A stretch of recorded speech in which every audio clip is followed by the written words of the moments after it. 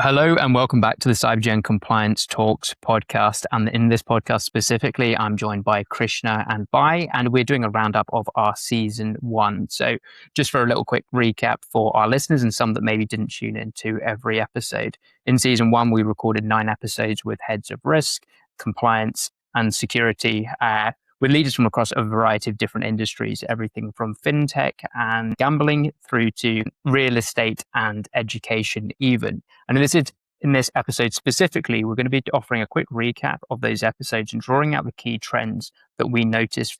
And interestingly, being joined today by Krishna and Bhai, they're going to be able to offer some international perspective. So gents, we'd love to kind of hand over to yourself. And Krishna, we'll start with you. First of all, if you can give the listeners a bit of an introduction to yourself and your background, that'd be fantastic. Great. Thanks, David. Thanks for that. And hi, everyone. I'm Krishna Pasumarthi, and I am the founder and CEO of Cybergen. I have around 23 years of experience in information security / cybersecurity. And after 20 odd years, around close to 2 decades with the Big Fours, I have then started Cybergen with an intent to help SME sectors if both efficiently and effectively steer them towards their compliance, security, and growth goals. That's about me. Bhai, over to yourself. Cool. Thanks, David. Good to be here at the moment and spit strange on this side of the microphone after hearing all this podcast for the whole season 1 itself. So just a bit more of a quick sense of my journey from my end itself. I actually started out as a financial auditor. Originally from Fiji, all the way down to New Zealand itself. Totally different from what I do now, actually, being a financial auditor to do more into cybersecurity. So I do that for about 5 years, the financial accounting part. And honestly, I kept challenging myself as to what I was doing next. So because I was pulling more towards systems, cybersecurity, and into more digital space, so I moved to this particular systems and process assurance side of things. From Dunedin all the way up to Auckland and then into the whole Pacific Island side of things. So basically my career started as more into the checkbox world and now more into advisory consulting space. So happy to join with Krishna at Cybergen. And I felt that was exactly what the shift looks like and for the right people at the right moment itself. So just to give a bit of a snapshot of my journey through my career. Cybergen just allows both of you really to, have a more holistic kind of view and more direct kind of impact with the businesses you're working with. So, gents, I know both of you did tune in and listen to each of the episodes that are recorded now. Naturally, as I was sort of hosting them, all of our guests were in the UK. So before we kind of dive into the key kind of takeaways, which we've discussed in the major trends, interested first of all in getting your kind of overarching opinions. Were there any things that kind of alarmed you, things that you would kind of contradict what you're seeing in your sort of side of the world? I think compliance is more like this. What is happening currently, I can give you that as an example. Like if you see, David, you are in a t-shirt and we both, Bhai and I, are in actual jerkins or like cold weather. So we have to actually, we are in 3 layers straw. And then you guys have to actually, now in summer, so it's you look at it same time of the day or like say same time of the year, you look at it differently when we look at it differently. So that's how the compliance is, right? It depends on the lens you put it. It depends on the geography you operate in. It depends on what you want to use it for and how you actually either take it for granted or use it as an enabler for you. Look, like what surprised me honestly here was how much of the season treated compliance as a choice itself. Even the guest who pushed back on the growth enabler area, right, or the idea around it, especially hearing from Shannon back in episode 1, called it to be a sustainability layer, which I think I loved that part. But comparing that to Fraser calling it as a seatbelt, both really thoughtful reframes when you think about it. But listening back, and I kept thinking, both of those still assume we're in a very matured market. And out in the Pacific and where I actually operate, that's not just a conversation. Out here, compliance isn't something you actually lean into or push it back on. It's something you think about as a survival kit. If a specific bank can't demonstrate its control environment to being compliant with some of the big international banks, say, it just depends on, right? It doesn't lose the growth opportunity. It just loses that connection to the global financial ecosystem. So the thing that actually surprised me was realizing how much the whole debate came about, quietly assuming a flaw, that a lot of the world doesn't stand on at the moment. With the whole economic situation that's currently going on at the moment, and how cybersecurity is a backbone, it's a hot topic, say, for example, in everyone's mind at the moment as well. I think to put it maybe like same thing in a slightly different lens, what I would say is yes, it everybody definitely almost in their own way or form slightly kind of gently pushed back on compliance is straight away an enabler, which is rightly so.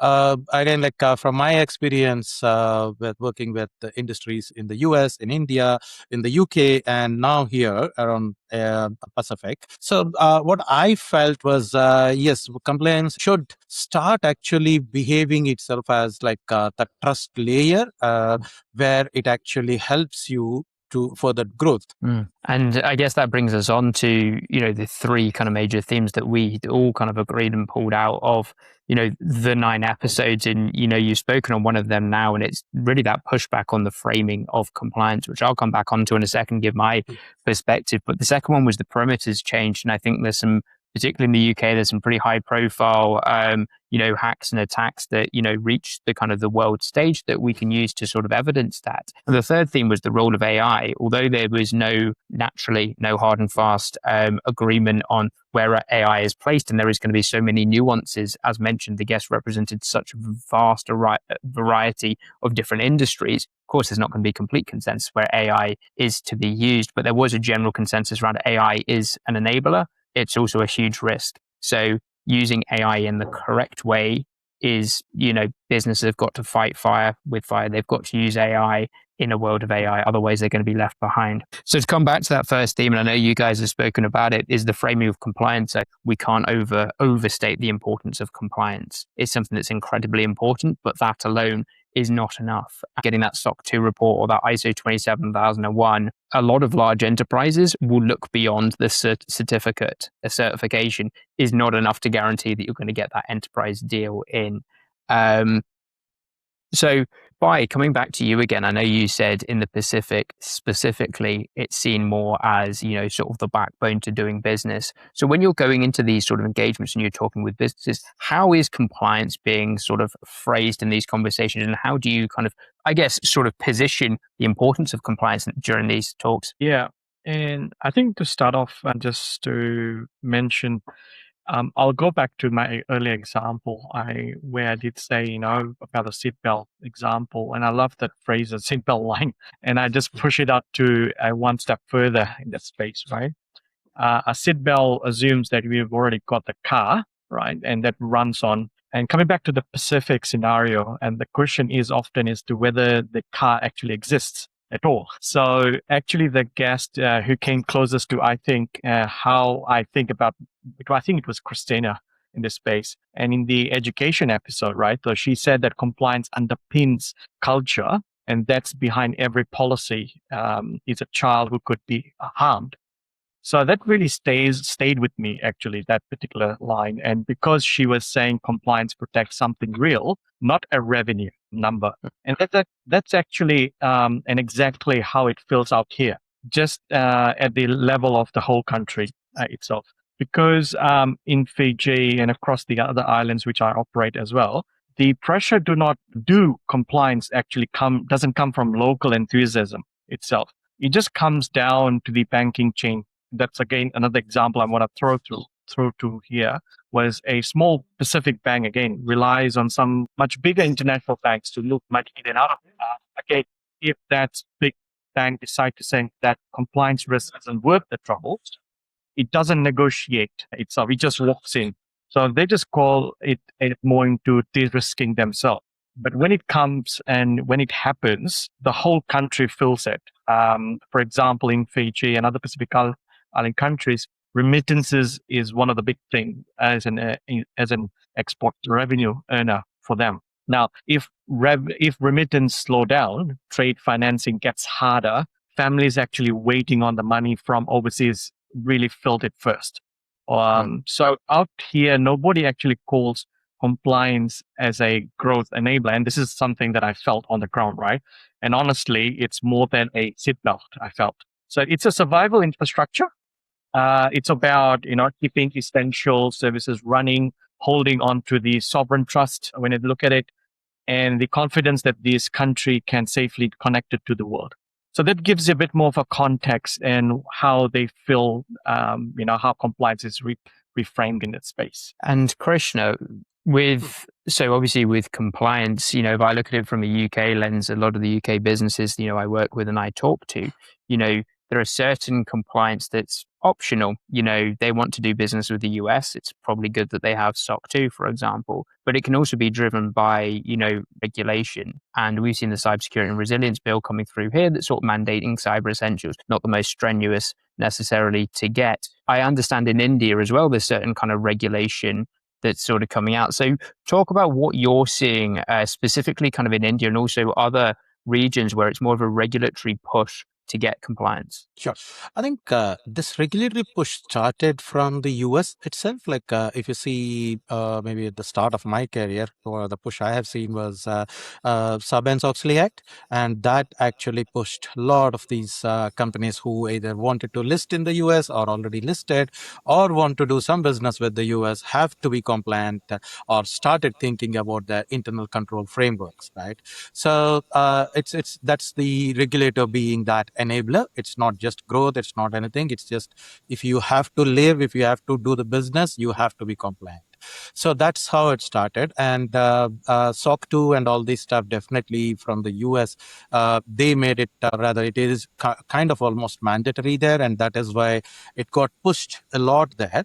But when you come to India, right now, India is actually, they have come up with DPDP, the Data Privacy and Data Protection Act, and a few other SEBI and other regulatory reforms are happening. And these will definitely drive that compliance requirement or put that compliance in the driver's seat in the next couple of years, definitely. Or at the same time, it can suddenly happen. Till yesterday, people were actually doing on their own, like whatever they want. But suddenly today, you have to be compliant with these XYZ laws, acts, whatever you say, and you suddenly scramble around. So how do we do that? But that is where I would also want to actually treat that seatbelt analogy in a slightly different way. So I agree with Bhai, where actually it is more of like a seatbelt. But what I would like to say is seatbelt is not always there to only to protect you in the crash, right? It can also help you to stay in the seat, to have the control of the car while you're taking sharp turns. And those sharp turns are these sudden regulatory requirements or your sudden growth spurts, or where you wanted to achieve that growth with that regulatory requirements or enabling that regulatory requirements as your growth engine, right? So for this, how will that seatbelt be helpful? I think when you look beyond that one tick box exercise and then say, oh, this is how as a trust or my overall compliance is my culture. This is how I actually do it, and then I live by it. And again, I go back to Bhai has given example, Christina's example, where she said clearly, okay, maybe that's from education industry, but that actually resonates with the whole world. She said, okay, if behind every policy there is a child that needed that policy, similarly behind every big compliance there is definitely something big that has actually gone wrong. There were shareholders that got hurt. There were maybe sometimes families that got hurt. Look at Sarbanes-Oxley Act. Look at India Clause 49. Look at maybe anything else that is privacy acts that are happening around the world, right? So these are all those are the reasons, and that is why having compliance as a culture definitely will actually take you through, even if you're actually choosing to use it as a growth enabler will actually use it or help you like that seat belt, which will keep you in the car seat rather than actually taking a sharp turn, throwing you out of that car because of the rollover. So it sounds like the takeaway from that then, and, addressing the incorrect framing of, compliance being a growth enabler, it's compliance as, a culture. Or I guess, and thinking back to the episode we had with Bob, and Bob, as we know, had like the alphabet soup of different cybersecurity and risk certs. I think he phrased it, if I'm not mistaken, as a business enabler. And it sounds like maybe business enabler rather than growth enabler is probably better framing. And it's so important that businesses get that framing right, is to not overstate the importance or the role of the compliance function. Moving on from that kind of regulatory thing, I think it feeds us in quite nicely to the second major theme we identified, and that was that the perimeter has moved. And I think the general takeaway talking to a lot of these heads of risk, compliance and security is it's no longer, the talk wasn't about the latest firewall or endpoint detection or any of these things. Much more of the focus is on, vendors and who they're kind of interacting with. So would love to kind of hand over to you guys and, talk about, let's peel that back a little bit more and talk about specifically how has the perimeter moved and how do compliance and risk leaders need to be thinking about the perimeter that they're now securing? So I'm just kind of going to be referencing back to how Bob framed cyber insurance as the practical reason for SMEs to pursue compliance, right? And this is where Bob's point from, that's episode 3, seen from the bottom of the chain rather than the top. So where you talk about is, again, coming back to the word around cyber insurance, is a practical reason smaller business end up pursuing compliance at all. And when you look at what Alex came about in episode 9, and he described insurers stress testing his actual security posture before they touch his data, basically. So now picture that happening to a 15 to 20% SaaS company in a way. You have this good product, you've got nicely growing product. They win their first government customer. And that's the moment, when everything changes, the landscape changes. Because suddenly they have to align with, for example, in New Zealand environment, they have to comply with the New Zealand privacy obligations, the NZISMs, because it's the government. And because they've got ambitions in UK, that's where you apply the UK Cyber Essentials as well. And that's exactly what Alex described, and it lands on them. So the cyber insurance questionnaire, right? It's not one page itself. It's about 40 to 50 questions at all control levels when you look at it. And do you think, so the question is more on, do you want or do you have multi-factor authentication everywhere? Not to have a policy, but rather to say they should have one. And to a 20% company, a small company, and that's like shipping quota last quarter is now like, say, for expecting to answer this type of like a matured enterprise. So when you think about Bob and Alex describe this world from the inside established businesses, but when you think about what I see is it arriving on the smaller firms overnight is the day they see, that the day they sign that customer, that nobody warned them that it's coming, all these compliance requirements. So that's my view that comes through when it comes to, how do we see this picture, how do we see the scenario coming through from the bottom of the chain? Yeah, you rightly said about the insurance and other implications of it. But I think where it is pretty apparent that the actual perimeter has moved is you have seen the M&S hack. You have seen Jaguar Land Rover hack. And none of them has happened through the company itself or happened because an employee clicked an email or there was some vulnerability in their system. Okay, this is for the UK. And if you see in India, recently, one of the big company, Tata, got hacked, and then Apple's design actually leaked out in the dark web. So where is Apple? That is in San Jose, and then actually your one of the trusted supplier is somewhere else, halfway across the world, and suddenly your designs are actually all over the world.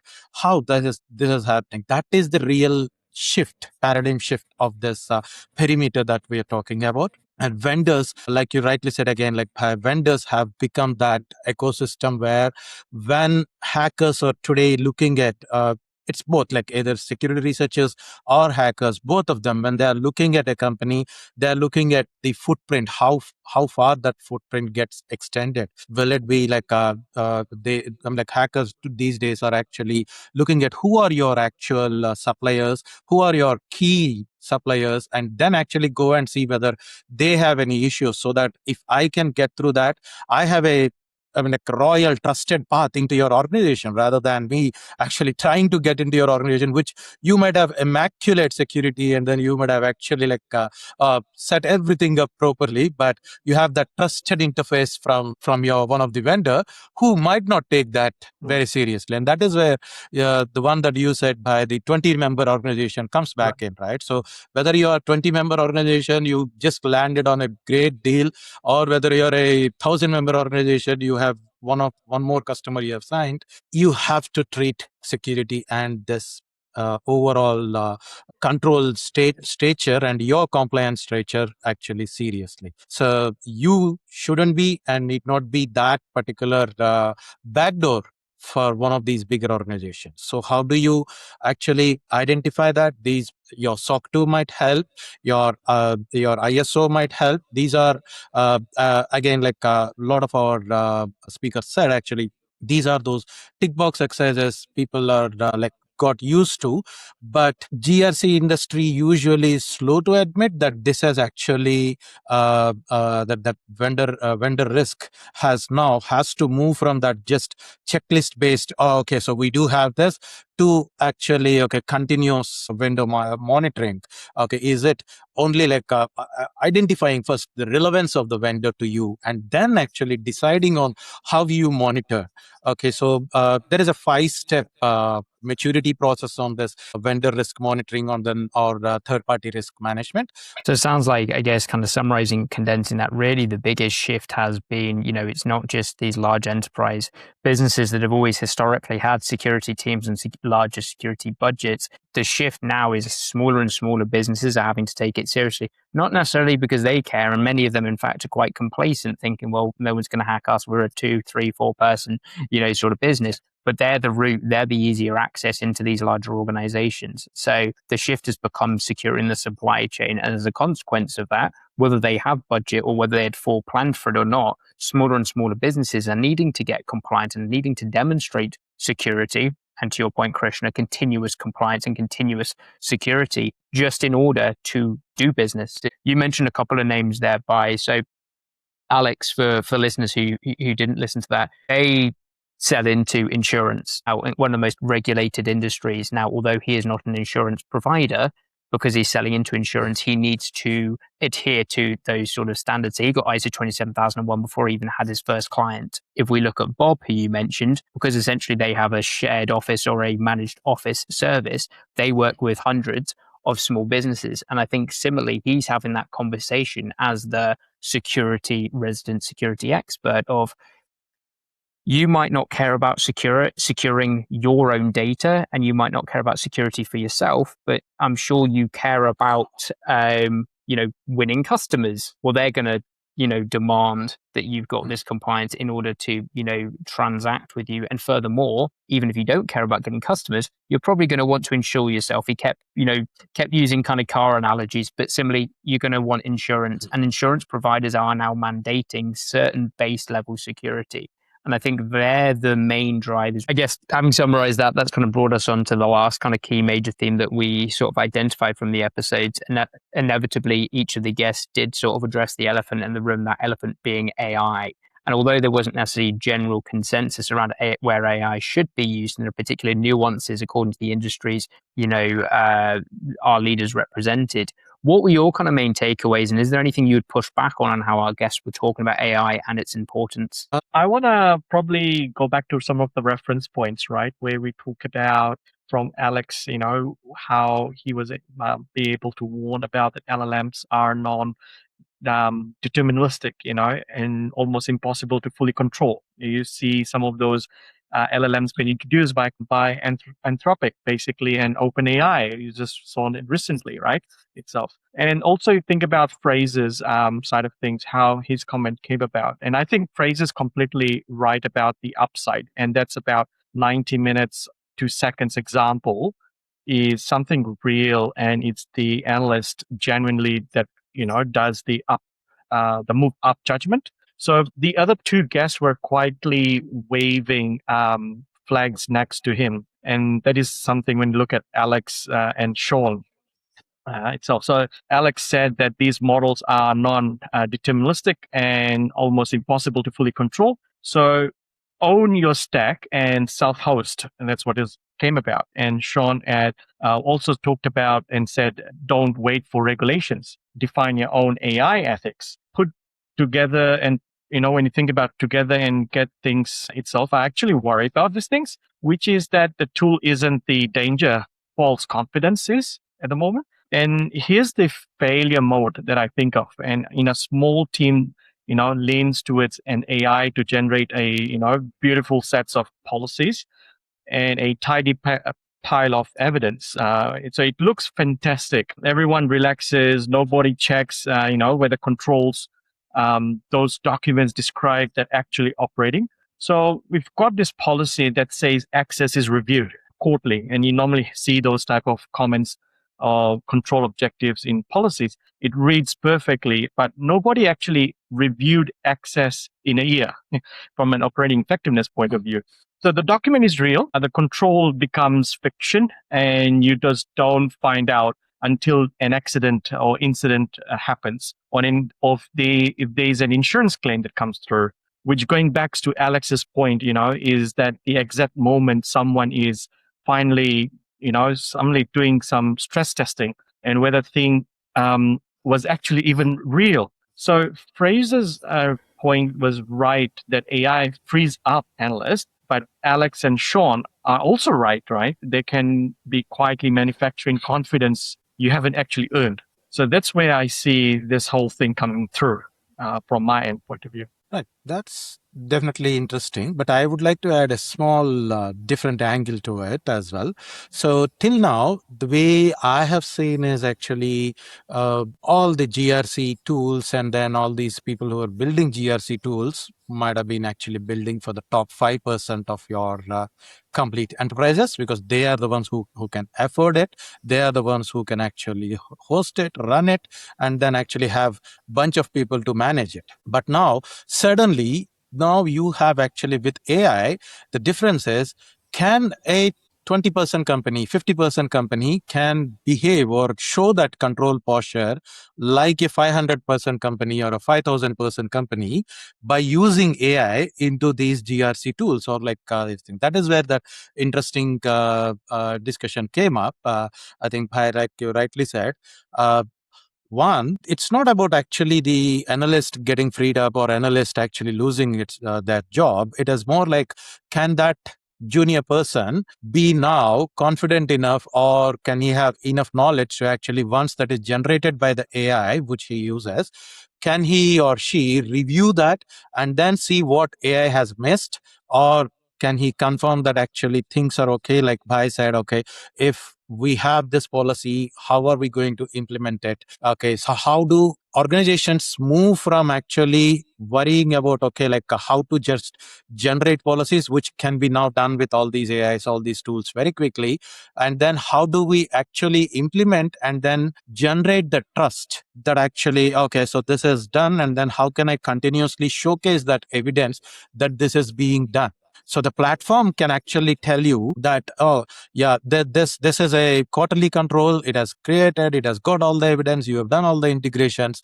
But what if the actual person has not actually reviewed it? What if the actual person, when you say review, that brings back one of my actually older memories where I was with one of the Fortune 100 company, and we were in IT Sarbanes-Oxley review in one of the country, where one of the Asian country, where I asked a simple question to one of the control owners that that person said, okay, so I will get this list from my regional office, and I'll just review and then send it back. So my question was, okay, so what will you review? How do you show me that actually you have reviewed? What have you done by the name of like, okay, review? What is your output? So that's the thing. And that person actually from next day has actually put actually leave for actually 2 days, because apparently that question caused a lot of stress. But we think review is a checkbox. We think a SOC 2 report is a checkbox. We think ISO means, yeah, a checkbox that can actually answer all your troubles. No, whether it is AI, whether it is your junior analyst generating it, how are we inculcating the trust into the culture into your overall organization is what matters. And AI will definitely help you with that, and AI will make that if used appropriately and actually like efficiently, it will make you from a being a 20% company to behave and to have that control posture or that trust posture of a 500 person company, because you can actually do that. All these mundane works, maybe line by line review of a bank statement, can be done by that. But a junior analyst can now step up and actually see, okay, what has it missed, whether we have actually used it correctly. So these kind of things. So I would say it's also depends on uh, uh, like how you prepare the people. Maybe India might be one of the first countries to even like now find out what will happen, because theoretically, or like rather till now historically, US relied on India, where you actually sent Indian ITES industry, and with AI coming in, and then the other either countries or within US other actually these kind of let's say maybe a tool or maybe AI LLM itself or whatever helps the founders to actually get these things done quickly, or maybe within the country. What happens, and how this industry will actually take it, absorb it,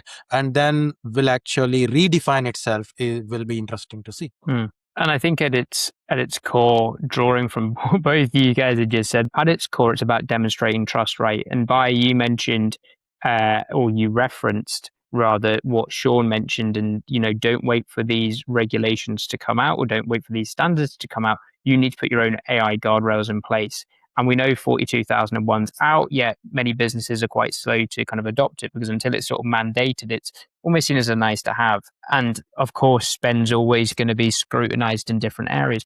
But when we actually take a step back for a second and think, why does compliance exist? Why do these ISO and various other sort of standards exist? It is for building trust across borders, creating sort of standardization. I think if we remember and keep that North Star, and remember that everything we need to do needs to move us towards demonstrating trustworthiness, AI can be great and can be an enabler, yet those risks need to be addressed. We need to, show what guardrails we're putting in place. And if that is a case of, automating the mundane, the routine tasks, fine, and reserving our analysts for judgment, almost elevating them to a more senior level, fine. But if we're automating that judgment piece, we need to be putting certain guardrails and things in place to mitigate against. Right. So I think that's again like the key ask for all the companies. How do you build that trust? When you see these bigger organizations still don't have that line of, okay, when they're asking the suppliers, do you use a AI system? If so,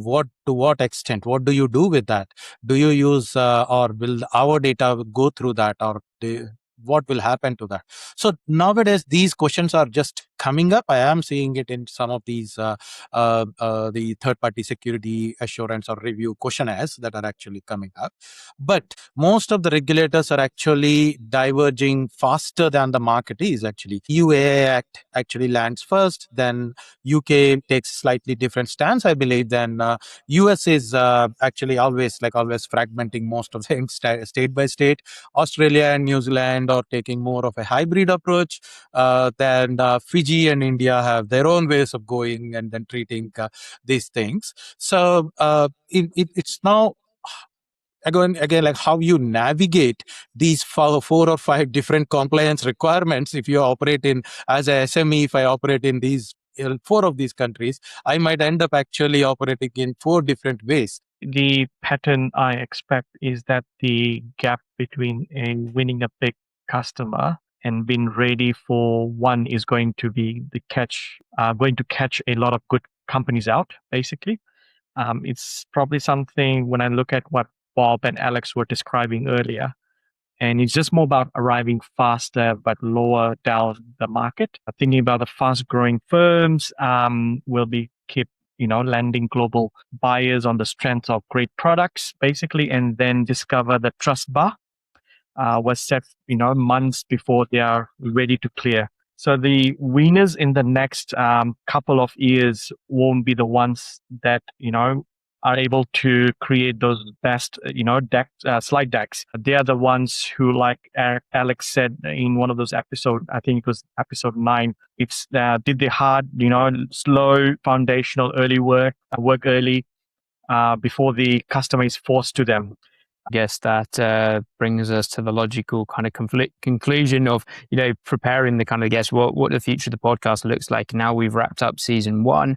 What does season 2 have in store for us, Krishna? What are we going to be talking about in season 2? I think, we will primarily be talking about who pays for that compliance and how will you actually get that trust operation layer, trust culture, and actually showcasing it to your clients at any point in time.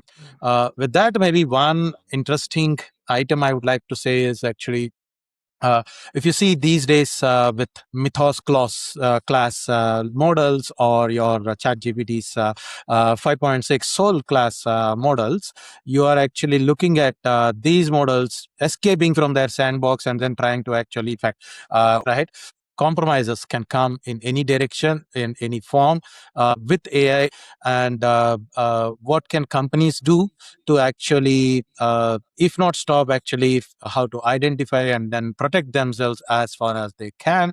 And how can they then, while protecting it, how can they demonstrate this to their customers, to everybody who uses their systems, and give that trust to them? So season 1 was about identifying the trends. Season 2 is going to be much more about the business of cyber and how do we go about building trust in 2026 and beyond. So I would like to start by saying that thank you very much for all our guests who featured, who accepted, and then spoken to us and gave us really good insights on compliance and how it can help, or rather, like in any way or form to the business. And we had really great discussion on that with each and every one of them. And we in the next season, we look forward to, like we have all discussed till now, we will look forward to actually how this can be taken into the actual practical implementations, and then maybe get other people from across other geographies as well to see how their perspectives will be, and then what are their experiences in actually implementing these challenges and everything. So again, even thank you very much, Dave, to actually get through all these things. Good enough. Thank you, everyone. And to echo, thank you to all of our guests, but also thank you to our listeners who have been tuning into the episode so far. And with that, we'll leave it there, gents. Thanks for your time.